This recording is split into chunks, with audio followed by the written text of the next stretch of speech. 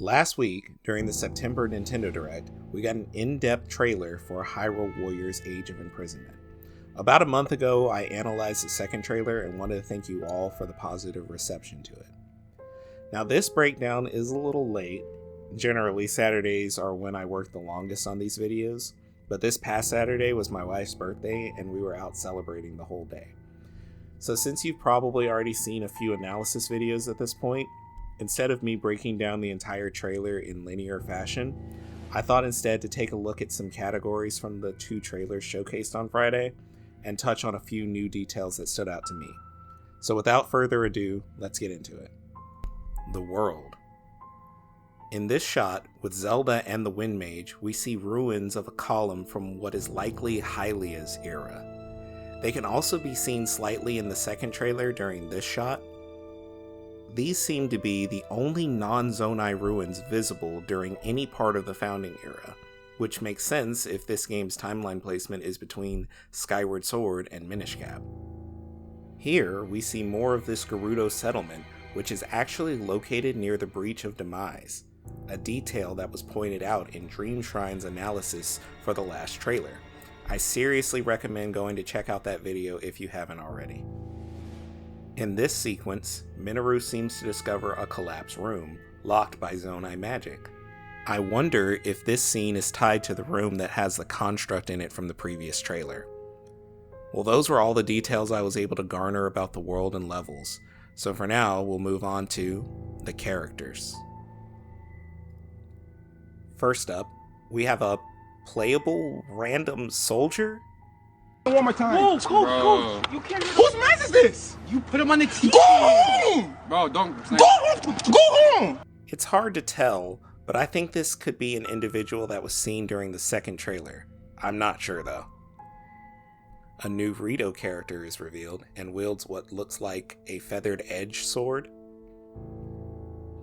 Also, a new Gerudo warrior is playable and uses a Gerudo claymore.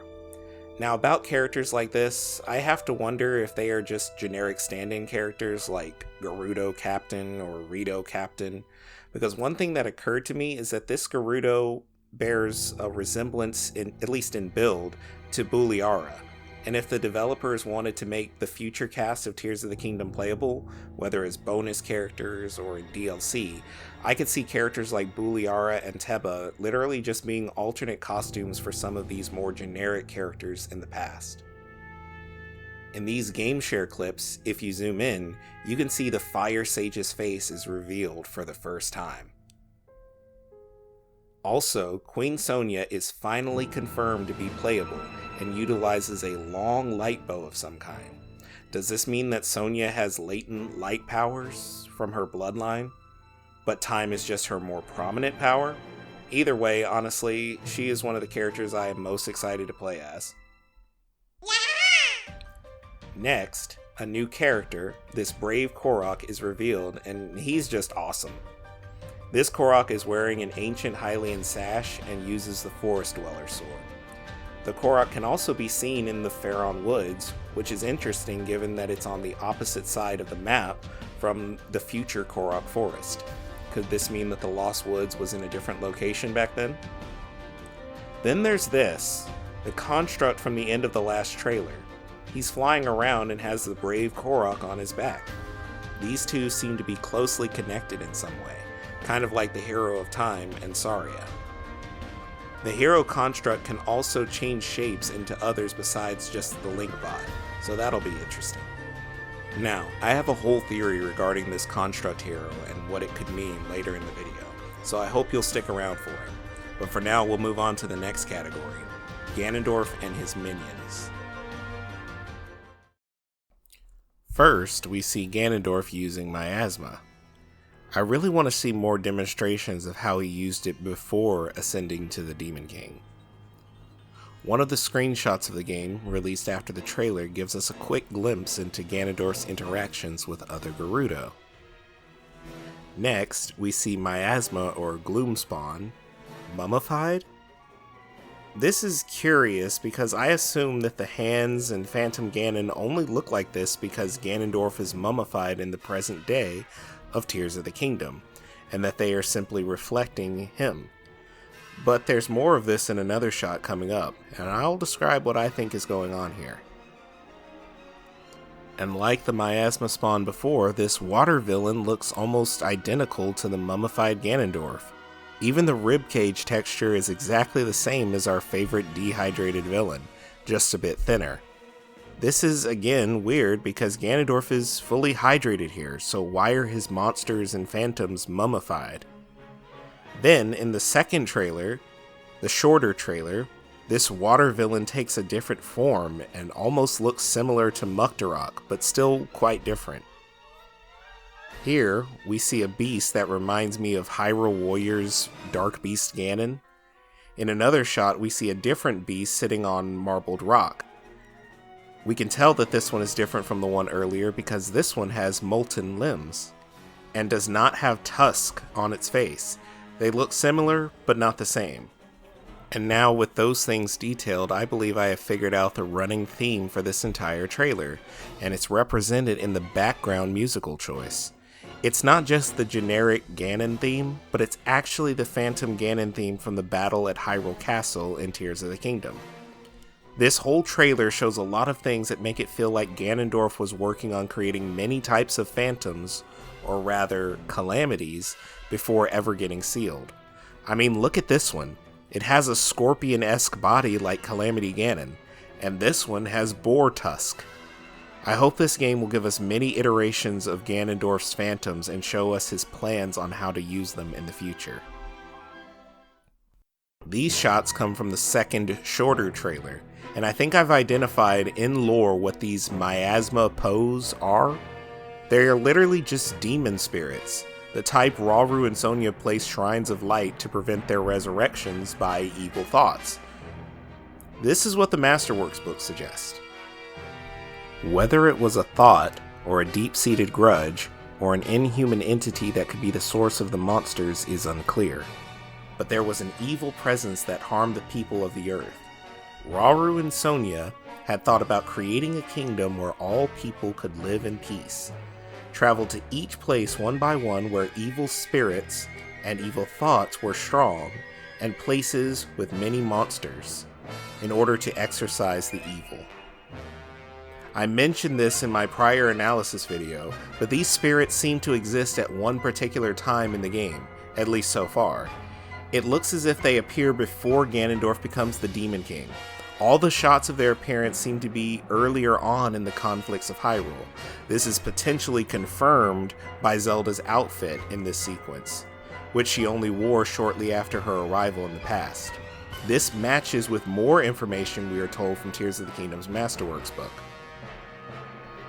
Also, considering a large quantity of monsters were created by the Demon King, but also accounting for the monsters that were born from the evil Rauru and Sonia sealed during the exorcism pilgrimage, rather than saying the monsters were created by the Demon King's power of darkness, it is possible that the Demon King accelerated the birth of monsters in an instant by strengthening evil. Moving on to our next topic, combat. Here we see sludge-covered monsters versus the Water Sage. This is interesting because both Zelda and the Water Sage decided to remove the sludge first. It makes me think that this sludge is a kind of armor, and if that's the case, will we see marbled enemies as well? We know we've seen regular armor-covered enemies in Age of Imprisonment, so I guess it's possible. The trailer also details more about this pairing mechanic we've seen since the first trailer, now called Sync Strikes. This is a really cool concept, and I hope there are some crazy combinations that haven't been shown off yet. Here, Rauru blasts these miasma spirits like he's Goku. So, Raku? We also see Zonai devices can be used mid-battle as shown before, but can also be mixed together to create some weird combinations, like this electric tornado. The Lightning Sage uses a move with a similar animation to Urbosa's Fury, but without the snap. This was also shown in the last trailer where the Fire Sage did Daruk's move. Now that combat has been covered, I want to move on to the next category, cutscenes. A woman stands behind Zelda in this clip wearing a similar dress. Could she be the Chamberlain from the Ancient Tablets questline in Tears of the Kingdom? Also, the same scene doesn't seem to be much of a battle, but more or less as if they are fleeing something, like when Hyrule first evacuated to Tanagar Canyon after Ganondorf's ascension. There were some screenshots released afterward showing what seemed to be more moments from this sequence, a distraught Zelda and Rauru with a heavy look on his face. Finally, this shot of Zelda looking up with amazement reminds me of this one from Hyrule Warriors Age of Calamity, when the big old plot twist occurred. It makes me wonder if there are two stories like I theorized some time ago in this video. The canonical one we expect, and a new one involving this hero construct. And with the file size of this game being multiple times larger than any previous Hyrule Warriors, and that one quote from the creator's voice entry, this could be the case, but for now, only time will tell. With the content from the trailers and screenshots covered, we'll move on to the theory I promised you all on this construct hero. So, regarding this hero, there's a theory that has been swirling around for a little while now, before this game was even announced, that Tears of the Kingdom is the true downfall timeline split. That the hero that was defeated by Ganondorf was not the hero of time, but another hero in this reality, and that those events led to the imprisoning war from A Link to the Past. Well, now with the arrival of this hero construct, I think this theory is at least worth mentioning. While personally I don't subscribe to this theory as of yet, I think as a Zelda theorist I should try to cover all plausible explanations if there seems to be some degree of momentum behind them. And full disclosure, I'm working on a series of videos detailing the founding of Hyrule and when it happened, and I will be covering the three main theories and weighing each of their strongest points against one another. But this new theory will not be considered in that series because there's simply too few pieces of evidence for it right now. So this theory suggests that the Ganondorf of Tears of the Kingdom is the same individual from Ocarina of Time, but in a separate reality, and that in this reality he obtains the Secret Stone instead of the full Triforce. From there, the Fallen Hero timeline proceeds as normal. Now, I don't think this works for a lot of reasons, mainly because Tears of the Kingdom Ganondorf is too different from Ocarina of Time's visually, but also, why didn't he transform into Dark Beast Ganon instead of the Demon King? This information would be highly important for figuring out the origin of the Demon Beast Ganon in A Link to the Past. Also, in Tears of the Kingdom, Sidon mentions the events of Ocarina of Time, Princess Ruto fighting a, quote, wicked man, unquote. Alongside her was the Princess of Hyrule and a hero of legend. Now, if this theory is true, that would mean that Ocarina of Time could not have happened, as Ocarina of Time Ganondorf would be the same individual in a separate reality. So the new Princess Ruto would have to be the Zora Sage from Tears of the Kingdom's imprisoning war. The Princess of Hyrule she fought alongside would have to be Tears of the Kingdom Zelda, and the hero she fought with would have to be this new construct. Another problem with this theory is that for it to be true, the split would have to have occurred before either game in their respective realities. The split can't take place during either game's events because there's just too many differences.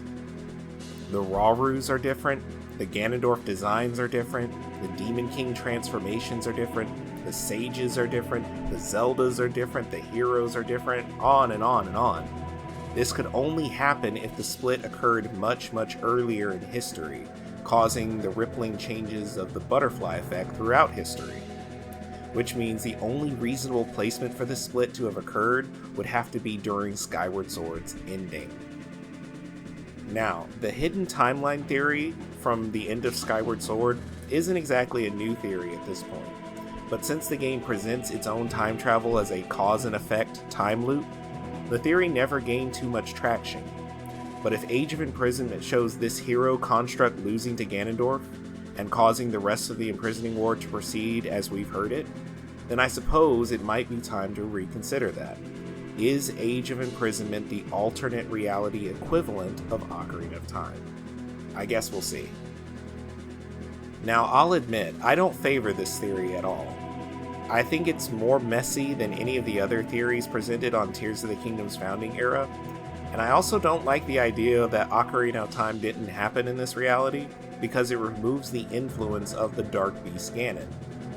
And Breath of the Wild's world is littered with references to the iconic Boar Demon, whose only origin was shown in Ocarina of Time. I'll go into this more in my theory series I mentioned earlier. There's an entire video dedicated to the two Ganondorfs and Ganon, so I hope you'll look forward to it. So that was all I was able to find and theorize about from the latest Age of Imprisonment trailer. What did you think? Do you agree with the theory I proposed about this game showing the true origins of the Fallen Hero timeline? Or do you have your own theories about this game? I'd love to hear them below. Till next time, guys. Later.